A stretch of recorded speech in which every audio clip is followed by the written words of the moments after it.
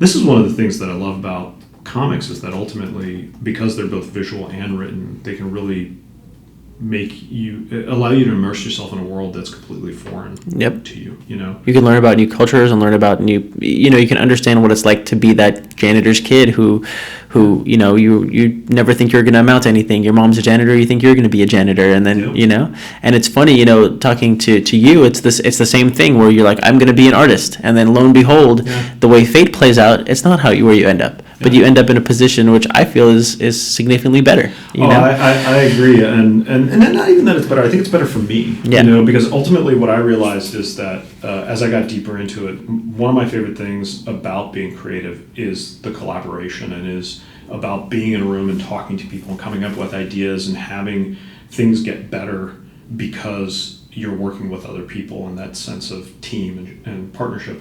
And ultimately, if I had gone down the artist path, most of my day would be spent alone at a drawing table.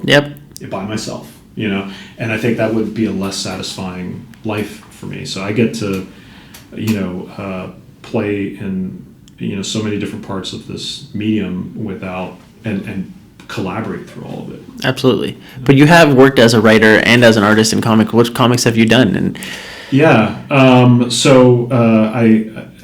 early on I did some just like freelance illustration stuff. So I did some covers and some short stories for Dynamite with Army of Darkness. I did a couple covers here and there for some smaller publishers that not a lot of people saw, which is probably good. I'd probably be embarrassed by most of them at this point.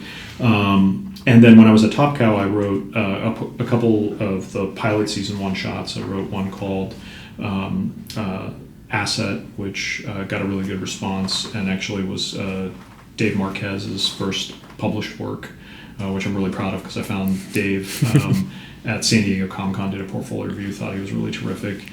And then it did another one called Misdirection with Chris Tabari, who's a really talented artist. And then ultimately the two longer form things that I've done that I'm really proud of, one was Last Mortal, which was originally published by Top Cow and then recollected and published in color by Boom. That's a project that I developed with my buddy John, who I'd mentioned introduced me to comics. Oh, that's so cool. And we came up with the idea in middle school and developed it in high school, and they kept coming back to it and revisiting it. So it was really a passion project that kind of developed over 15 years. I've seen it on Comixology, and I've checked it out there, and it's really cool. If anybody's interested, it's the story of a suicidal immortal, and it's a crime noir story with that kind of like supernatural element to it. Thomas Nachlik is the artist on it, who's tremendous, and again another guy that I don't get to take credit for discovering a lot of people, but he's one of the folks that I met during a portfolio review at Top Cow. And looked for a couple of years for an opportunity to work together. Ultimately now he's been the regular artist on The Beauty over at Image for I think probably a year and a half, and he's only continued to get better. And then the one project that I did over here at Boom was called Venus, and it was something that I didn't write or draw, but I co-created and developed with Rick Lovard, who was ultimately the guy who wrote it. And a really brilliant new artist named Huang Danlin was the artist on that. And that was a sci-fi series that came out in end of 2016, I think.